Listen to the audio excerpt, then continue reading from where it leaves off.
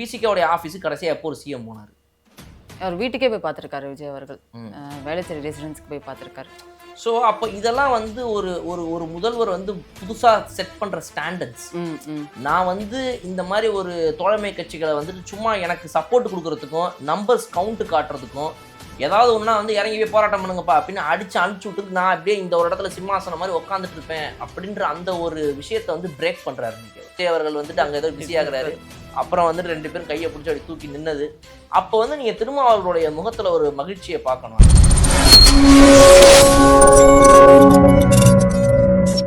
Colour கண்ணாடி நேயர்களுக்கு வணக்கம். இன்னைக்கு சட்டமன்றத்தில் ஃப்ளோ டெஸ்ட் நடந்துச்சு. விஜய் அவர்கள் அதில் வெற்றி பெற்றிருக்காரு. இன்னைக்கு சட்டமன்றத்தில் என்னென்ன மாதிரி சுவாரஸ்யமான சம்பவங்கள்லாம் நடந்துச்சு அப்படிங்கிறத பற்றி தான் டிஸ்கஸ் பண்ண போகிறோம். வணக்கம் சார். வணக்கம் பூழி. எஸ் சார், இன்னைக்கு ஃப்ளோ டெஸ்ட் நடந்துச்சு சார். விஜய் அவர்களுக்கு வந்து 144 எம்எல்ஏக்கள் ஆதரவு தெரிவிச்சிருக்காங்க. அதை பற்றி என்ன நினைக்கிறீங்க? நிறைய விஷயங்கள் நடந்துருக்குது. அதாவது வந்து நேற்று இன்னைக்கு அப்படின்னு பார்த்தோம்னா வந்து 2 நாட்கள் நேற்று வரை நம்ம பேசலாம். நேற்று பேசலாம். ஸோ நிறைய நடக்குது. இதில் வந்து இந்த டாஸ்மாகோடைய அந்த கடை மூடுதல் அதுலேருந்து ஆரம்பிக்கலாம்னு நினைக்கிறேன். ஸோ ஃபஸ்ட்டு நல்ல விஷயங்கள் அப்படின்னு பாராட்ட வேண்டிய வகையில் சிஎம் அவர்களுடைய நடவடிக்கைகள் எப்படி இருக்குன்னு பார்த்தோம்னா, இந்த டாஸ்மாகோடைய மூடுதல் 717 கடைகளை வந்துட்டு மூட சொல்லியிருக்காரு. மொத்தமாக 4000 சொச்ச கடைகள். 4765 கடைகள். அந்த 4765ல் இந்த 717 கடைகள் என்ன அப்படின்னா வந்து சில இதெல்லாம் வந்து பள்ளிக்கூடங்கள் பக்கத்தில் இருக்குது. ஐ மீன் எஜுகேஷன் இன்ஸ்டிடியூஷன்ஸ் பக்கத்தில் இருக்குது. சில இதெல்லாம் வந்து கோவில்கள் பக்கத்தில், இன்னொன்று பஸ் ஸ்டாண்ட் பக்கத்தில். அப்போ இதில் வந்து முக்கியமாக நம்ம தெரிஞ்சுக்கிறது என்ன அப்படின்னா வந்து எங்கெல்லாம் வந்து பொதுமக்களுக்கு இடையூறு வகையில் இருக்குது. இப்போ பஸ் ஸ்டாண்டு பார்த்தோன்னா, இப்போ நீங்கள் உங்கள் ஊர் என் ஊர்னு எல்லா ஊர்லேயுமே இந்த பஸ் ஸ்டாண்டு பக்கத்தில் ஒரு கடை இருக்கும். அதோடைய இன்டென்ஷன் என்ன அப்படின்னா வந்து இந்த பஸ் ஏறுறதுக்கு முன்னாடி லைட்டாக ஒரு 4 பெக்கை போட்டு போயிட்டு உட்காந்துடலாம் அப்படின்னு. அப்போது இது வந்துட்டு குடிச்சிட்டு பஸ்ஸுக்குள்ளே வராது அப்படின்னு அரசாங்கம் சொல்லுது. ஆனால் அரசாங்கமே எங்கே நடத்துது? இந்த டாஸ்மாக பஸ் ஸ்டாப்பில் நடத்துகிறாங்க, பஸ் ஸ்டாண்டு பக்கத்தில் நடத்துறீங்க. இப்போ என்னது இது? மதுக்கடைகள் வந்து சில்லறை மதுக்கடைகள் அப்படிங்கிற மாதிரி மென்ஷன் பண்ணியிருக்காங்க சார். 500 மீட்டர் டிஸ்டன்ஸ்குள்ளே இருக்கிற கடைகளை மூடணும் அப்படிங்கிற மாதிரி சொல்லியிருக்காங்க. ஸோ அப்போ இந்த 717 கடைகளில் மிக முக்கியமான பிரச்சனைன்றது பஸ் ஸ்டாண்டு தான் ஃபஸ்ட்டு. அந்த பஸ் ஸ்டாண்டு பிரச்சனை எப்படிலாம் இருக்கும் அப்படின்னு பார்த்தீங்கன்னா, ஒன்று குடிச்சிட்டு இந்த பஸ்ஸில் லாஸ்ட் மினிட்ல நிம்மதியாக பஸ் ஏற போகலான்னு பார்த்தா கூட அவன் கூட லைட்டாக ஒரு 10 நிமிஷம் இருக்குது பஸ் எடுக்கிறதுக்கு, போட்டு வந்துடுவோமா அப்படின்ட்டு போயிட்டு ஒரு 2 கட்டிங் போட்டு வருவோம். அதுக்கு நீங்கள் வந்து தூண்டுறீங்க ஒரு அரசாங்கமாக. இன்னொரு முக்கியமான விஷயம் என்ன அப்படின்னா, குடிச்சிட்டு நிறைய பேர் பார்த்தீங்கன்னா அந்த பஸ் ஸ்டாண்டில் எங்கேயே படுத்து கிடப்பாங்க. நமக்கெல்லாம் அந்த இடத்துல போகும்போது பயமாக இருக்கும். திடீர்னு எந்திரிச்சு நம்மளால கழிச்சிருவானா அப்படின்ற ரேஞ்சுக்கு நமக்கு வந்து பயம் ஒன்று கிரியேட் ஆகும். ஸோ அப்படி தான் அந்த காலேஜ் பசங்கள்லாம் வந்து போகும்போது என்னடா ஒருத்தன் இப்படியே படுத்து கிடக்கிறானே இங்கேயே, என்னடா பயந்து போகிற மாதிரி தான் வந்து ஒரு சிச்சுவேஷன் வந்து இங்கே இருக்குது ரொம்ப வருஷமாக. அப்போ இதை ஃபைனலாக ஒரு கவர்மெண்ட் வந்து அட்ரஸ் பண்ணுது. இத்தனை வருடங்கள் கழிச்சு ஒரு மதுபான கடை அப்படிங்கிறது வந்து எந்த இடத்துல இருக்குது, அது பொதுமக்களுக்கு எப்படிலாம் வந்து இடையூறாக இருக்குதுங்கிறத ரியலைஸ் பண்ணி ஒரு கவர்மெண்ட் ஒரு ஆக்ஷன் எடுக்குதுங்கும் போது பாராட்ட வேண்டிய ஒரு விஷயம். ஏன்னா வந்து இதுக்கு முன்னாடி கவர்மெண்ட்லாம் வந்துட்டு நமக்கு வந்து ஒவ்வொரு மதுபான கடையும் முக்கியம், எல்லாத்த வந்து நமக்கு கல்லா கட்டுறதுல அது எவ்வளோ பெரிய அவசியமான ஒரு விஷயம் அப்படின்னு பார்த்துட்டு இருந்த காலம் போய் இன்னைக்கு வந்து 717 கடைங்கிறது ஒரு 4500 கடையில் 717 சும்மா கிடையாது இல்லையா நம்பர். கண்டிப்பா. அப்போ அந்த 717 கடையை மூடினாலும் அதுலேருந்து அரசாங்கத்துக்கு என்ன மாதிரி வந்து ஒரு லாபம் கிடைக்காம போகுதுங்கிறதெல்லாம் யோசிக்காம அது மக்களுக்கு இடையூறாக இருக்குதா அதை முதல்ல இழுத்து மூடணுங்கிற ஒரு இன்டென்ஷன் இருக்குல்ல, அதை நம்ம பாராட்டணும். அப்போ இதில் என்ன மாதிரி ஒரு லூப் ஹோல் இருக்குங்கிறதையும் நம்ம கவனிக்கணும். இப்போ இந்த 717 கடைகளை மூடுறவங்க 717 கடைகளும் மூடப்பட்டு மட்டும்தான் இருக்குமா அப்படின்னு கேட்டீங்கன்னா எனக்கு என்ன தோணுதுன்னா, இதில் வந்து ஒரு லூப் ஹோலா அவங்க என்ன பண்ணுவாங்கன்னா, இப்போ என்ன இந்த 500 மீட்டருக்குள்ளே இருக்கக்கூடாது அவ்வளோதானே, நான் இங்கேருந்து ஏன்னா அவங்க ஒரு லைசன்ஸ் வச்சுருப்பாங்க. அந்த லைசன்ஸ் எக்ஸ்பைரி ஆகிறதுக்கு இத்தனை வருஷங்கள் இருக்கும். அந்த லைசன்ஸை வாங்குறதுக்கு டாஸ்மாக் நடத்துறதுக்குலாம் வந்துட்டு பல கோடி ரூபா பணத்தை கட்டி தான் அவங்களாம் வாங்குறாங்க. அதில் பார்ஸை பொறுத்த வரைக்கும் வந்து லெவல் 1 பார், லெவல் 2 பார், லெவல் 3 பார்ன்றதெல்லாம் இருக்கும் அந்த லைசன்ஸ் வாங்குறது. அந்த 1, 2, 3 லைசன்ஸ் எங்கே வரும் அப்படின்னா வந்து ஒரு ஹை காஸ்ட்லி ரெஸ்டோ பார்ல இருக்கிற லைசன்ஸு, அப்புறம் வந்து ஒரு மீடியமாக இருக்கக்கூடியது, அப்புறம் வந்துட்டு இந்த ரோட்டு கடையில் வந்து ரொம்ப வந்து சாதாரணமாக இருக்குது. இந்த மாதிரி வந்து லெவல்ஸ் இருக்குது டாஸ்மாக்லேயே பார்ஸில் பார் லைசன்ஸுக்கு சொல்கிறேன். ஸோ அப்படி வந்து இது வந்து டாஸ்மாக். அப்போ இந்த மாதிரி டாஸ்மாக்கை லைசன்ஸாக வாங்கி வச்சுருக்கிறவங்க என்ன பண்ணுவாங்க அடுத்து? என்னங்க இடத்த இதை க்ளோஸ் பண்ணிடுறோம், உங்கள் கணக்குப்படி நீங்கள் சொன்ன 717க்கு 2 வாரம் டைம் கொடுத்துருக்கீங்க, க்ளோஸ் பண்ணிடுறோம். அடுத்த இடம் ஒரு 500 மீட்டர் தள்ளியோ 1000 மீட்டர் தள்ளியோ அந்த இடத்துல போய் இந்த கடையை ஓப்பன் பண்ணிக்கிறோம் அப்படின்றதாகவும் இது மாறும். ஸோ அப்போ 717 கடைகளும் இல்லாமல் போயிடுமா அப்படின்னு கேட்டிங்கன்னா வாய்ப்புகள் கம்மின்னு நான் நினைக்கிறேன். இடத்த மாற்றுவாங்க. அதை வந்துட்டு இடம் மாற்றம் அப்படிங்கிறத சொன்னால் ஒரு அரசுக்கு வந்து ஒரு மிகப்பெரிய விஷயமா, ஆடா 717 கடைகளை இடமாற்றம் பண்ணிட்டாங்கன்னு யாரும் சொல்ல போகிறது இல்லை. 717 கடைகளை க்ளோஸ் பண்ண சொல்லியிருக்காருன்னு சொன்னால் அது ஹெட்லைன்ஸ். ஓகே. ஸோ அப்படி ஒரு நகர்வா இது இருக்குமோன்னு எனக்கு தோணுது. தெரியல. இது வந்து நம்ம காத்திருந்து தான் பார்க்கணும். இந்த 717 கடைகளும் மூடப்படுமா? இல்ல நான் சொல்ற மாரி இது இங்கிருந்து இன்னொரு 500 மீட்டர் தள்ளி நீங்க சொல்ற அந்த பவுண்டரிக்குள்ள இல்லாம வெளிய ஒரு காம்ப்ளெக்ஸ்க்கு போகுமான்றது. ஸோ ஏன்னா சௌமியா அன்புமணி அவங்க பேசும்போது சொல்லியிருந்தாங்க சார். அவங்க தர்மபுரியில நடக்கிறத பத்தி சொன்னாங்க. ஒரு கடைய மூடிட்டோம்னா, அந்த சந்து கடைகளே 4 கடைகள் வந்து ஓப்பன் பண்ணிருவாங்க. அது ஒரு பெரிய தொல்லையா இருக்கு எங்களுக்கு அப்படிங்கிற மாரி சொல்லியிருந்தாங்க. அத அதுவும் சொல்லும்போது முதல்வர் அவர்கள் அத வந்துட்டு நோட் நோட் பண்ணாரு. பண்ணாரு. நீங்க கவனிச்சீங்களா? ஸோ நெறைய பேர் பேசும்போது நோட் பண்ணாரு. கரெக்ட். அது மாதிரி வந்து பிரேமலதா விஜயகாந்த் அவர்களாக இருக்கட்டும், மாண்புமிகு உறுப்பினர்கள் யாரு பேசினாலுமே அத ம். வந்துட்டு உடனடியாக வந்து சிஎம் நோட் பண்றாங்க அந்த இடத்துல. ம். அப்ப அது ஒரு நல்ல குணம். அந்த இடத்துல வந்து நோட் பண்றாரு. அத இப்போ தொடர்ந்து நெறைய விஷயங்கள் நம்ம பேசுவோம். ம். ம். அந்த நோட் பண்றதுங்கிறது நோட் பண்றதா மட்டும் தான் இருக்குதா அப்படின்னு கேட்டீங்க அப்படின்னா, அதையும் தாண்டி வந்து இன்னைக்கு அந்த ஆஸ்ட்ராலஜர் ஒருத்தருக்கு வந்துட்டு ஆமா. ஸ்பெஷல் ஸ்டேட்டஸ் ஆமா ஆஃபீஸ்ல சார். குடுத்திருந்தாங்க. ரிக்கி ரதன் பண்டிட். அவருக்கு அந்த வந்து பொலிட்டிக்கல் ரீதியான ஸ்பெஷல் டியூட்டி ஆஃபீசரா அப்பாயிண்ட் பண்ணியிருந்தாங்க. அதற்கு நெறைய இடத்துல எதிர்ப்பு தெரிவிச்சது. அத ரிவோக்கும் பண்ணியிருக்காங்க இப்போ. கரெக்ட். ஸோ அப்ப அது சொன்ன உடனே அத பத்தி வந்துட்டு பிரேமலதா விஜயகாந்த் அவர்கள் வந்துட்டு அத பத்தி பேசின உடனே, இவங்க என்ன சொன்னாங்க அப்படின்னா வந்துட்டு முதல்வர் அவர்கள், அ "I will rethink about it" அப்படின்னு ம். ஒரு லைன் சொன்னார். "I will rethink" think. அப்படின்னு சொல்லிட்டு அடுத்த லைனுக்கு போயிட்டாரு. இந்த ரீதிங்க் அப்படின்ற ஒரு விஷயத்த முதல்ல எத்தன முதல்வர்கள் சொல்லுவாங்க? கண்டிப்பா. நான் ஒரு பரிசீலனை முதல்வர், பண்றேன். நான் ஒரு விஷயத்த வந்துட்டு முடிவு ம். பண்ணியிருக்கிறேன். நீ எதிர்க்கட்சியில உட்காந்துக்கிட்டு உனக்கெல்லாம் இருக்கிறதே 30 சீட்டோ, 40 சீட்டோ. ம். நீ எல்லாம் ஒரு கட்சியே வந்து உனக்கு மொத்தமா உன் கட்சி ஜெயிச்சதே 1 சீட்டு. நீ எல்லாம் என்னைய சொல்லி நான் அத மாத்தணுமான்ற எண்ணம் ஒரு முதல்வருக்கும் பொதுவா வரும். நம்ம ஊர்ல அப்படித்தான் பழக்கி வச்சுருக்காங்க. எஸ் முதல்வர்னா சார். இப்படித்தான் ம். ம். இருப்பாங்கன்றத நம்மளுடைய ம். நம்ம கன்சீவ் பண்ணியிருக்கிற இது ஐடியாஸ் ஆமா. இல்லையா? அப்ப அந்த வகையில பார்க்கும்போது இவர் வந்து ஐ வில் ரீதிங்க்ன்னு இம்மீடியட்டா சொல்றாரு. அடுத்து எந்திரிச்சு பேசின உடனே அவங்கலாம் பேசி முடிச்ச உடனே. ம். ம். அத தொடர்ந்து பார்த்தீங்க அப்படின்னா, இன்னைக்கு நம்ம இந்த வீடியோ பேசுறதுக்கு முன்னாடியே வந்துட்டு அறிவிப்பு வந்துருச்சு. அதாவது அந்த அந்த அது நடந்தது வந்து இன்னைக்கு காலையில ஒரு 9:30 மணிக்கு ஆரம்பிச்ச ஃபங்ஷன் சட்டமன்றம். சட்டமன்ற இது இன்னைக்கு. அப்ப அதுலேருந்து ஒரு 10:30 மணிக்கு அவங்க பேசியிருந்திருப்பாங்க இந்த ஆமா. மேட்டர பத்தி. இது அறிவிப்பு வந்து ஒரு 2, 2:30 மணிக்குலாம் இந்த எல்லாம் அறிவிப்பு வந்துருச்சு. வந்துருச்சு. ஸோ 4 மணி நேரத்துக்குள்ள ஒரு முதல்வர் தான் எடுத்த முடிவ இத்தன பேர் வந்துட்டு ம். எதிர்க்கிறாங்கங்கும்போது, அத ஏன் மாத்தக்கூடாதுன்னு அத பரிசீலனை பண்ணி பண்றாரு. மாத்துறாருல்ல. ரொம்ப அது பெரிய விஷயம். வரவேற்க வேண்டிய ஒரு விஷயம்ன்றேன் நானு. ம். ம். அப்போ அது அது வந்து முதல்ல இருந்திருக்கணுமா? கூடாதா? ம். இவங்கலாம் போட்ட அழுத்தம் சரியா? ம். தவறாங்கிறது எனக்கு தெரியல. அது வந்துட்டு அப்படி இவ்ளோ பேர் பேசுறவங்க வந்துட்டு என்ன சொல்றாங்க அப்படின்னா வந்து, உங்களுக்கு ஒரு பெர்சனல் ஒப்பீனியனா வேணா இருக்கலாம். உங்க ம். பெர்சனல் பிலீஃப் இருக்கலாம். ம். தனிப்பட்ட முறையில நீங்க வந்துட்டு ஜோதிடத்த நம்பலாம். இல்ல வந்துட்டு எத வேணா ஆமா. நம்பலாம். ஆனா இது வந்துட்டு ஒரு போஸ்டிங்கா எப்படி கொண்டு வருவீங்க போஸ்டிங்கா அப்படின்ற கொண்டு மாரி. வந்தீங்க அப்படின்னா, இது வந்துட்டு இந்த இளைய சமுதாய ம். மக்களுக்கு வந்துட்டு என்ன மாரி ஒரு விஷயத்த கொண்டு போய் சேர்க்கும்? ஒரு ஜோதிடருக்கு இவ்வளோ வழி குடுத்துருக்கீங்க ம். அப்படின்னா, அப்ப இது மூட நம்பிக்கைகளுக்கு போகாதா? ம். அப்படின்ற மாரிலாம் சொல்றாங்க. அப்ப முதல்ல இங்க ஒரு கேள்வி நான் என்ன கேட்கிறேன் அப்படின்னா, ஜோதிடங்கிறது முதல்ல மூட நம்பிக்கையாங்கிறது என்னுடைய ஒரு கேள்வி. ஓ! எவ்வளோ பேர் இத மூட நம்பிக்கைன்னு ஒத்துக்கிறாங்க? ம். பேசுறவங்க அனைவரும் நான் என்னுடைய தனிப்பட்ட கருத்த ஓகே. சொல்றேன். ஓகே. ஜோதிடங்கிறத மூட நம்பிக்கைன்னு இங்க எத்தன பேர் சொல்றாங்க? ஜோதிடங்கிறது சயன்ஸ்ன்னு இங்க எத்தன பேர் சொல்றாங்க? அப்ப ஜோதிடங்கிறது இதுதாங்கிறது முதல்ல ஃபிக்ஸ் ஆயிடுச்சா இங்க? இல்ல. கிடையாது. சில பேர பொறுத்தவரைக்கும் அது சயன்ஸ். சயின்ஸ். இது வந்துட்டு இந்த 9 கோள்களும் இங்கு ம். இணைந்து, அங்கு இணைந்து இது கட்டங்கள், கிட்டங்கள்னு பேசுவாய்ங்க. அது ஒரு கும்பல். இந்த கும்பல் பார்த்தீங்க அப்படின்னா வந்துட்டு, இது வந்து ஒரு கம்ப்ளீட்லி போகஸ். இது வந்து ஏமாற்றுத்தனம் ஒரு ம். ஜோதிடங்கிறாங்க. முதல்ல இது 2ல எதுங்கிறத முதல்ல யாராலயும் சொல்ல முடியுமா? இது சப்ஜெக்டிவ் டூ பெர்சனல் டெசிஷன்ஸ். ம். ம். ஒவ்வொருத்தவங்களும் அவங்களுடைய தனிப்பட்ட கருத்தா தான் சொல்றாங்களே தவிர, உலகளாவிய கருத்தாக ஜோதிடம் என்றாலே ஒரு போகஸ்ன்னு இப்போ வரைக்கும் எங்கேயாவது வந்து கிளைம் பண்ணப்பட்டிருக்குதா?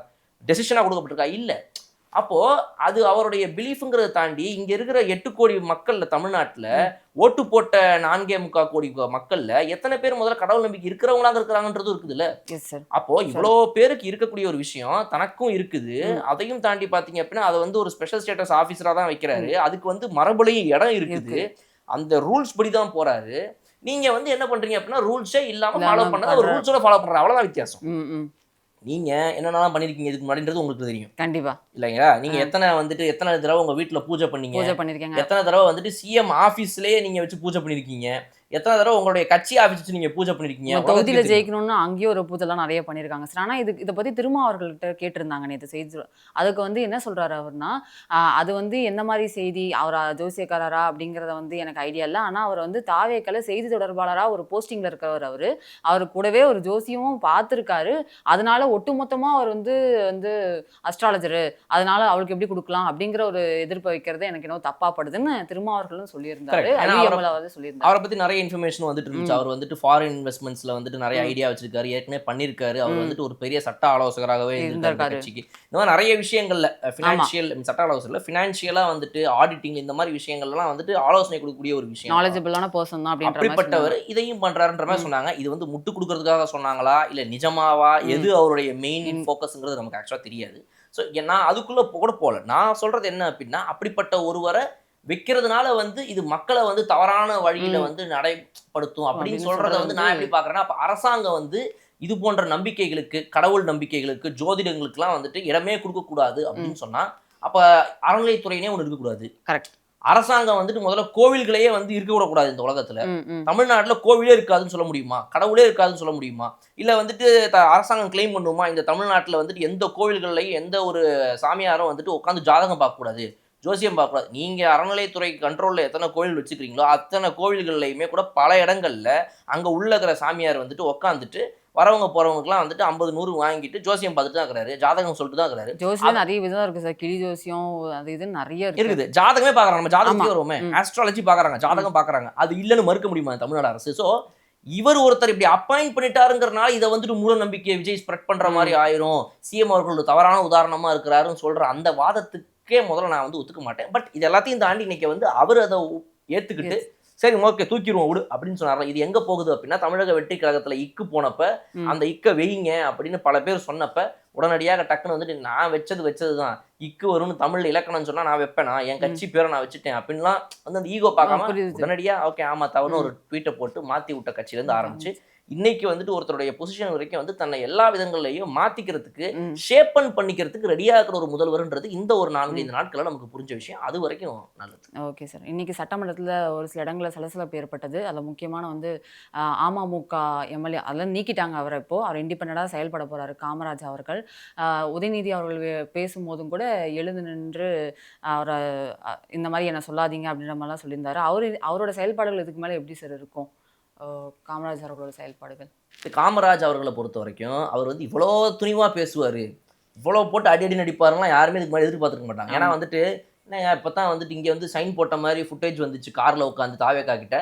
அப்புறம் பார்த்தா இங்க வந்து காணாம போனாருன்னாங்க. அப்புறம் வந்து அவங்க ஒரு டிடிவி தினகரன் பக்கத்துல வந்து நின்றுட்டு என்னையெல்லாம் யாரும் அப்ரோச் பண்ணல, என்னையா யாரும் பேசுறாரு, யார் இருந்தாலும் இப்படி மாத்தி பயந்து பேசுறாருன்னு பார்த்தா கடைசியில் சட்டமன்றத்துக்குள்ள உள்ள போற வரைக்கும் தான், போனதுக்கு அப்புறம் நான் என்ன பண்றேன்னு பாருன்ற மாதிரி தைரியமா பேசி முதல் நாள்ல இருந்து முதல்வருக்கு வாழ்த்து தெரிவிக்கிறது. இன்னைக்கு என்னோட ஆதரவு, நாளைக்கு என்னோட ஆதரவு, 5 ஆண்டுகளுக்கும் முதல்வருக்கு தான் என்னோட ஆதரவு அப்படின்ற மாதிரி போல்டா பேசுறாரு. அதுக்காக வந்துட்டு தன்னை கட்சியில இருந்து நீக்கிட்டாங்கன்றதையும் அங்கேயே வந்து சொல்றாரு, கட்சியில நீக்கிட்டாங்க. இத்தனை கோடி மக்களை பாக்குறாரு முதல்வர், என்ன பாத்துக்க மாட்டாரா அப்படிலாம் சொல்லி சொன்னார். ஸோ அது வந்து ரொம்ப வந்து தன்னை ஓப்பனா பேசுற மாதிரி ஒரு நபராக தன்னை காட்டிக்கிறாரு. அவர்லாம் ஒரு நல்ல அரசியல்வாதியாக ஒரு ஒரு நேர்மையான நியாயமான அரசியல் செய்யக்கூடியவராக இருப்பாரெனில் இப்படி போன்ற ஒரு ஹேபிட்டும் அவர்கிட்ட இருக்குது, இப்படிப்பட்ட ஒரு கேரக்டர் அவர்கிட்ட இருக்குதுங்கிறது நல்ல விஷயமா பார்க்கப்படும். அரசியல் ரீதியாக அவர் எப்படிப்பட்டவர் என்னங்கிறது நமக்கு தெரியல, எனக்கு தெரியல பர்சனலா. பட் இந்த ஒரு குணங்கிறது வந்து அவர் ரொம்ப ஓப்பனா பேசுறதுங்கிறது நல்ல விஷயமா இருக்குது. அவர் வந்து இப்போ ஒரு ஆதரவும் நான் தெரிவிக்கிறேன் அப்படின்ற மாதிரி சொல்லி அவரும் அவருடைய ஆதரவும் இதுல வந்து இப்ப வந்திருக்குது. ஸோ நல்ல ஒரு நகர்வாக தான் பார்க்குறோம். பட் மேபி அவர் வந்து இந்த இண்டிபெண்டன்ட்ல இருந்து தாவேகாக்கு மாறுவாரா அப்படின்றது எனக்கு தெரியல. இண்டிபெண்டன்ட்டாவே இருந்து கூட கடைசிக்கு சப்போர்ட் பண்ணலாம். அது ஒன்றும் நீங்கள் தாவேகாக்கு மாறி தாவேகா கட்சிக்குள்ள வரணுன்ற அவசியம் ஒன்றும் பெருசாக கிடையாது. பட் அதை எப்படி தாவேகா அணுகுதுங்கிறதெல்லாம் நம்ம பொறுத்து தான் பார்க்கணும். நேற்று வந்து விஜய் அவர்கள் வந்து அதே மாதிரி மூத்த தலைவர்கள்லாம் சந்திக்க போயிருந்தாரு. சிவி சண்முகம் அவர் ஆதரவு தெரிவிக்கிறதுக்கு முன்னாடியே அவர் ஆஃபீஸுக்கு போயிருந்து பார்த்துட்டு வந்தார். ஐயுஎம்எல் ஆஃபீஸ்க்கு போயிருந்தாரு. திரும்ப அவர்களை சந்திச்சிருந்தாரு சார். அப்போ திரும்ப அவர்கள் வந்து அந்த கான்ஸ்டியூஷன்லேருந்து ஒரு முகவரையை வந்து அவருக்கு கிஃப்ட் பண்ணியிருந்தாரு. அவர் கண்டினியூவாக எல்லாரையும் இப்போ பார்த்துட்டு இருக்காரு சார். பிரேமலதா அவர்களை சந்திக்க வாய்ப்பு இருக்குமா இதுக்கு மேலே? அதுக்கான அவசியம் இருக்குதான் எனக்கு தெரியலங்க. அதாவது முக்கிய கட்சிகளாக அவர் பார்க்கக்கூடியவரை போய் நேரில் சந்திக்கிறாரு, பெரும் கட்சிகளாக போய் நேரில் சந்திக்கிறாரு. இந்த இவரை இப்போ சந்திச்சது சிவி சண்முகம் மேட்டருக்கு நம்ம அப்புறம் வருவோம். ஏன்னா வந்து தனியா நம்ம வந்து திமுக வெர்சஸ் தாவேகா எப்படி போய்கிட்டுன்றத பேச போறோம், அதில் நம்ம பேசுவோம். ஐயுஎம்எல்லுடைய ஆஃபீஸ்க்கு கடைசியா எப்போ வந்து ஒரு முதல்வர் போனார்? போனதே இல்லை இதுக்கு முன்னாடி. அந்த மாதிரி விசிக இன்னைக்கு வந்து தமிழ்நாட்டில் இவ்வளவு பெரிய ஒரு கட்சி 1998-99 காலம் தொட்டு 2000 இருந்து வந்து தொடர்ந்து அரசியல் ஈடுபட்டு ஒரு கட்சி. இப்ப இருக்கிற இதுக்கு முன்னாடி இருந்த திமுகவோட ஆட்சிக்கும் சரி, அதுக்கு முன்னாடி இருந்த அதிமுக ஆட்சிக்கும் சரி, மிகப்பெரிய ஒரு சப்போர்ட்டை கொடுத்த ஒரு மிகப்பெரிய அரசியல் தலைவர். விசிகோடைய ஆஃபீஸுக்கு கடைசியா எப்போ ஒரு சிஎம் போனார்? அவர் வீட்டுக்கே போய் பார்த்துருக்காரு விஜய் அவர்கள். வேளச்சேரி ரெசிடென்ஸ்க்கு போய் பார்த்துருக்காரு.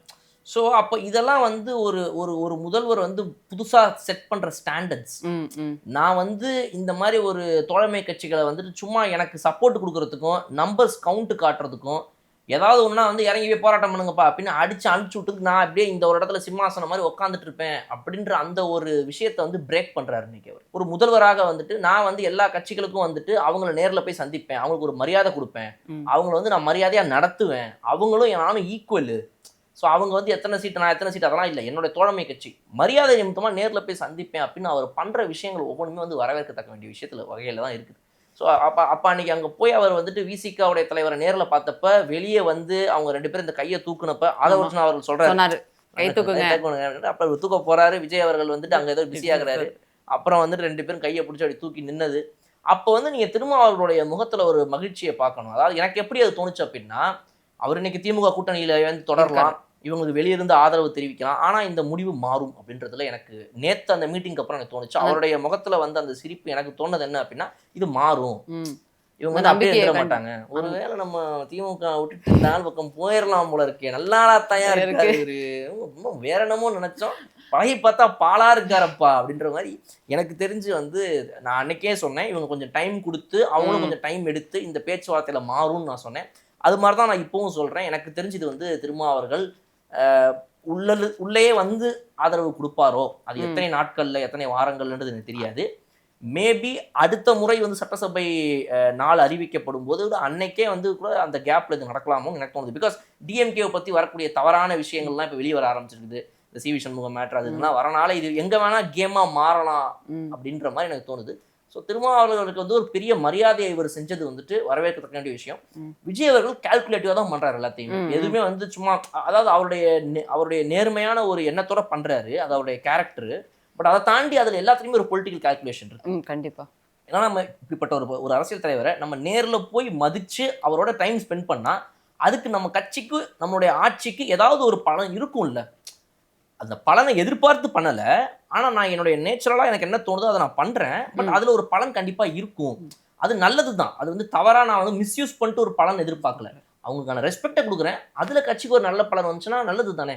அப்படி தானே அரசியல் இயங்கணும். நான் வந்து ராஜா மாதிரி ஒரு இடத்துல உட்காந்துக்கிட்டு எல்லாரையும் வர வைப்பேன் என்னுடைய இடத்த வந்து சந்திக்கணுன்றதை தாண்டி நான் இறங்கி போய் பண்ணும்போது மேபி என்ன அவங்க இன்னும் அரவணைச்சிக்கிறதுக்கான வாய்ப்புகள் இருக்குதுங்கிறதுக்கான ஒரு சான்ஸை கிரியேட் பண்ணி கொடுக்குறாரு அவர். அது ரொம்ப நல்ல விஷயம். ஓகே சார், அடுத்து சட்டமன்றத்தில் நிறைய விஷயம் நடக்குது.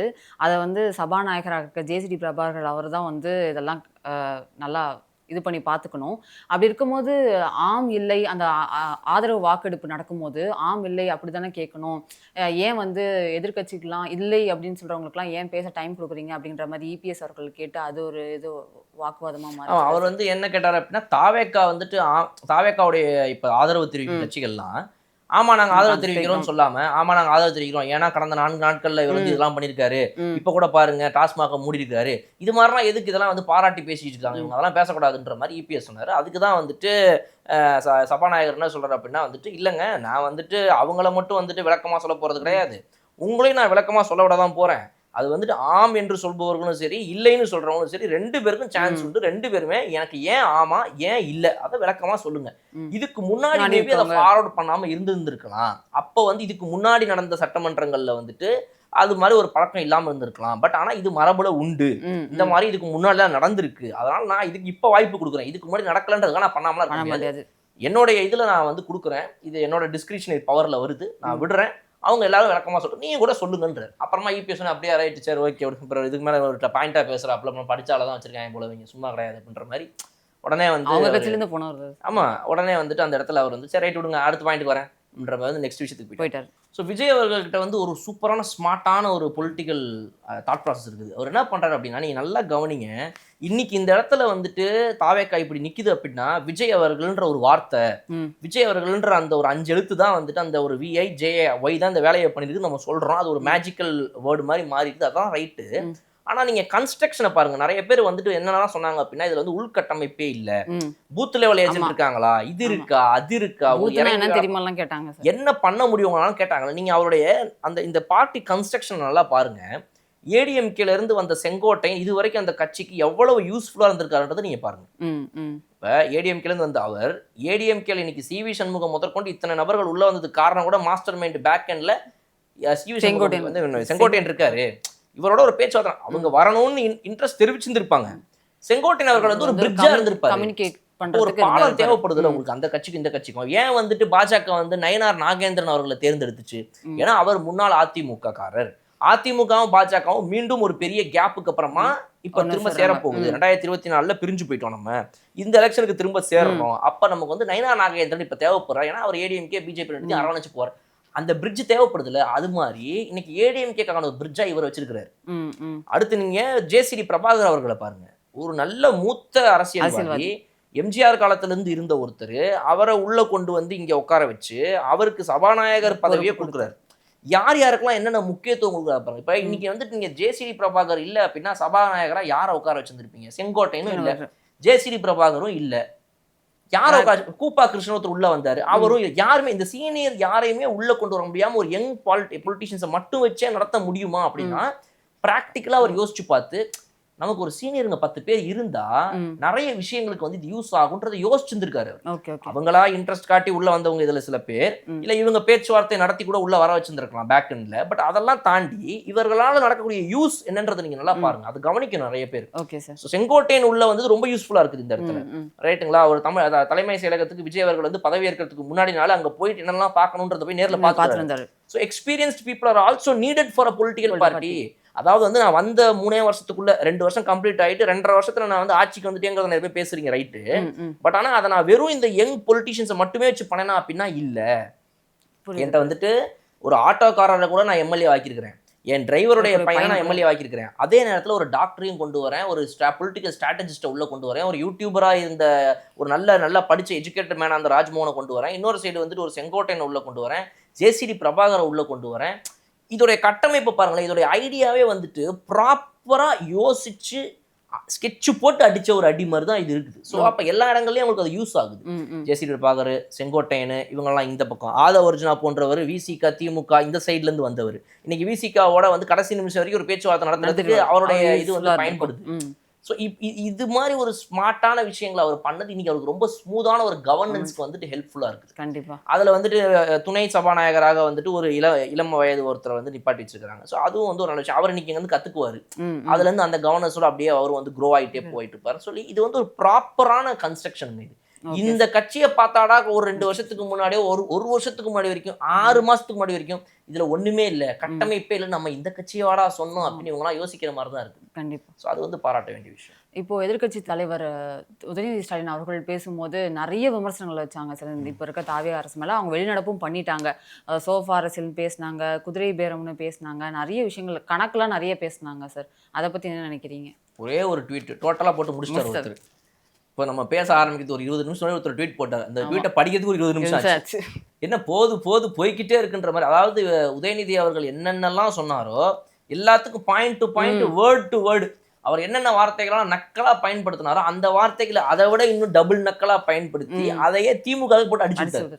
அந்த ட்வீட்டை பத்தி மட்டுமே நம்ம ஒரு 10 நிமிஷம் வந்து பேசணும், அந்த மாதிரி போட்டு வச்சுக்கிறாரு. புஷ்பா அரசியல்னு சொன்னது அதுக்கு அது நாங்க அப்படி பண்ணல, நீங்க அதுக்கு முன்னாடி பண்ணிருக்கீங்க, நீங்க தான் எம்பிக்களை வந்து மாத்தி 99ல நீங்க பாஜகவை கடைசி நிமிஷத்துல வந்துட்டு சேர்த்துக்கிட்டதை பத்தி எங்களுக்கு தெரியாதா? அதை வச்சு நீங்க ஆட்சி அமைச்சதை பத்தி எங்களுக்கு தெரியாதா?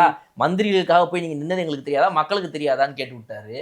இது மாதிரி பல கேள்விகளை வந்து உதயநிதி அவர்கள் பேசுனதுக்காக வச்சுக்காரு. அதுக்கு எல்லாத்துக்கும் முன்னாடி ஒரு விஷயம் என்ன அப்படின்னா, உதயநிதி அவர்கள் பேசுனது ஆக்சுவலா ஒரு நல்ல ஸ்பீச். இன்னைக்கு ஒரு எதிர்க்கட்சி தலைவரா சூப்பராகவே பேசினார். அவருக்கு வந்து நீங்க ஒரு 90 மார்க்ஸ் கொடுக்கலாம். இன்னைக்கு அவர் பேசுறது அவ்வளோ அற்புதமா பேசினார். அவர் அதுல 1-2 விஷயங்கள்லாம் வந்து சும்மா வந்து விஜய் அவர்களை பத்தி குறை சொல்றதுக்காக சொல்லணுமே, நக்கலா பேசணுமேனு பேசின மாதிரி, மக்களை வந்து இழிவுபடுத்துறதுக்கு மாதிரி பேசினது சில விஷயங்கள் இருந்துச்சு. அதுக்கு தான் அந்த ஒரு 10 மார்க் வேண்டான்னு பாக்குறேன். மற்றபடி ஒரு எதிர்க்கட்சி தலைவராக எந்தெந்த விஷயங்கள்ல நீங்க வந்து ஒரு ஆளுங்கட்சியை அடிக்கணும், அவங்க மைண்ட் லெவல்ல அவங்களை நீங்க வந்து மாரலா டவுன் பண்ணணும், இது மாதிரி அது ஒரு புதிய கட்சி வேற. அந்த இடங்களை நம்ம டாமினன்ஸை காட்டி அவங்களை எங்கெல்லாம் இறக்கலாம், அதெல்லாம் வந்து மைண்ட் லெவல்ல நல்லா பண்ணாரு. அதோட ஸ்பீச்சோடைய மொத்த ஓவரால் டோட்டல் இது வந்துட்டு நல்ல ஒரு கிரக்ஸ். பட் அதுல சின்ன சின்ன விஷயங்கள்லாம் தேவையில்லாத ஒரு விஷயம்.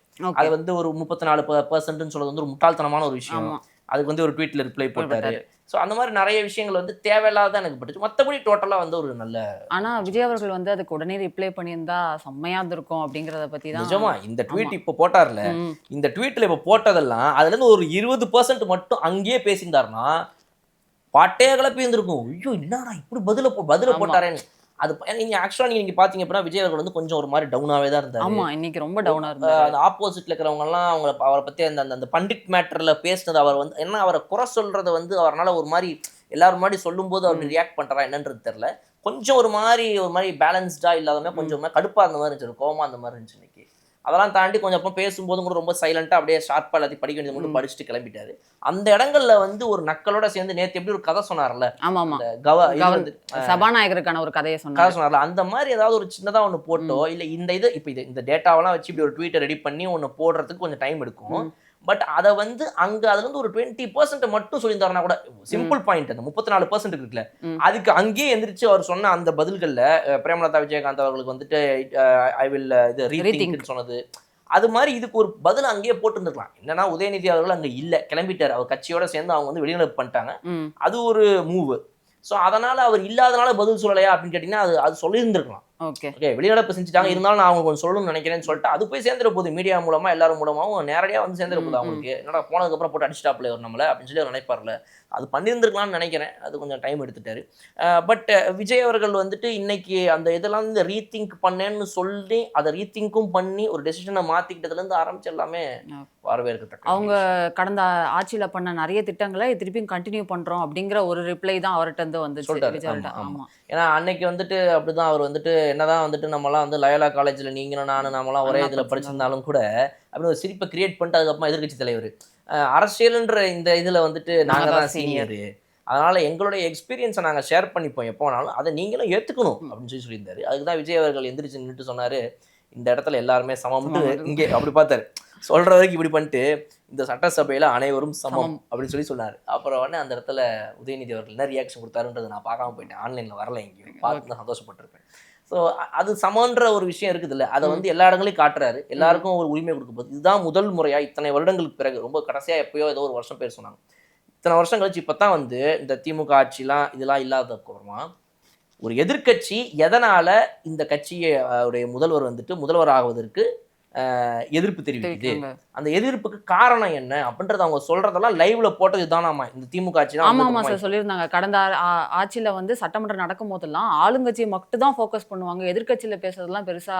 அது வந்து எப்பவுமே பண்ணுவாங்க, அது வந்துட்டு சென்ட்ரல்லயும் அதே மாதிரி தான், நம்ம மோடிஜியும் அதே மாதிரி தான் பண்ணுவாங்க. தேவையில்லாதெல்லாம் வந்து லைவ்ல கட்டாயிரம் டபால் தூக்கி விட்டுருவாங்க. அதனால பிரேமலதா அவங்க சொல்லியிருந்தாங்க போல, எப்பயுமே கேமராவை ஆளுங்கட்சி பக்கம் வைக்காம கொஞ்சம் இந்த பக்கமும் வச்சா நல்லா இருக்கும் அப்படின்னு அதை பத்தி சொல்லியிருக்காங்க. அது வந்து திமுக அரசு சூப்பரா ஜாலியா பண்ணிட்டு இருந்துச்சு உட்காந்து ஒரு டைம்ல. இவர் வந்து என்ன பண்றாரு அப்படின்னா வந்துட்டு ஆம் இல்லைன்ற சொல்ற எல்லாருக்குமே ஏன் ஆம் ஏன் இல்லைன்றது சொல்ல, நமக்கு வந்துட்டு ஆமான்னு சொல்றவங்க இதனாலதான் ஆமான்னு சொல்றாங்கன்ற காரணத்துக்கு கேட்கும்போது ஜாலியா இருக்குல்ல, அப்ப இல்லன்னு சொல்றவங்க ஏன் இல்லன்னு சொல்றாங்கன்ற காரணத்தை நம்ம தெரிஞ்சுக்கணும்ல அப்படின்ற அந்த மனப்பான்மையே சூப்பர்.